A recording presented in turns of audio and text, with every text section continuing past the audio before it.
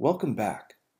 Last time we discussed how the Quran holds religion and science together, since there's the written Quran and the cosmic Quran, and everything in both are ayatullah. Now we want to turn to the various ways of knowing ayatullah. First of all, the Quran keeps inviting people to know and to meditate. Except for the Tao Te Ching, there's no sacred scripture which speaks as much about nature as does the Quran. And it's within this context that the Quran also speaks about knowing. It invites people to know, to meditate upon. It uses terms like tadabbur, ta'aqqul, tafakkur, different forms of thinking about, meditating upon, knowing, reasoning, intuiting, and intellecting. Up to the 17th century, to intellect was a verb in English, although now we only use it as a noun synonymous with reason. An intellectual is someone who listens to Mozart rather than pop music, which really ruined the term completely. But that is not the correct meaning of intellect, as we discussed in our segment on Islamic philosophy. As you recall, the intellect is a sacred divine instrument that is the principle of reason and is related to the instrument of revelation itself.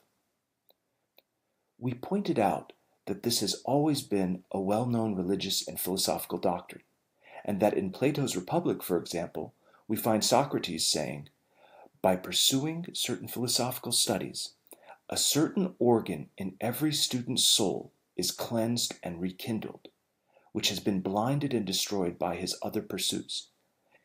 Yet it is more worth saving than 1,000 eyes, for by this organ alone is the truth perceived." Equally, in the Gospel of Matthew, Jesus says, "Blessed are the pure of heart, for they shall see God." The heart here is the seat of the intellect, not just the emotions, for inward vision. And the Quran asks, have they not journeyed upon the earth that they might have hearts by which to understand, or ears by which to hear? Truly, it is not the eyes that go blind, but it is hearts within breasts that go blind.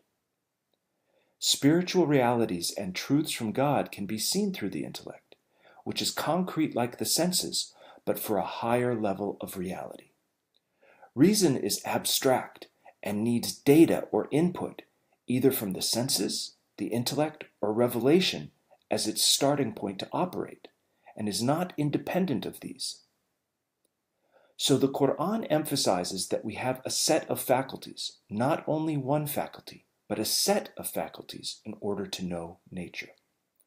And the goal of knowledge is to gain the wisdom of God's creation. Not a single classical Muslim scientist didn't consider this to be the goal of science.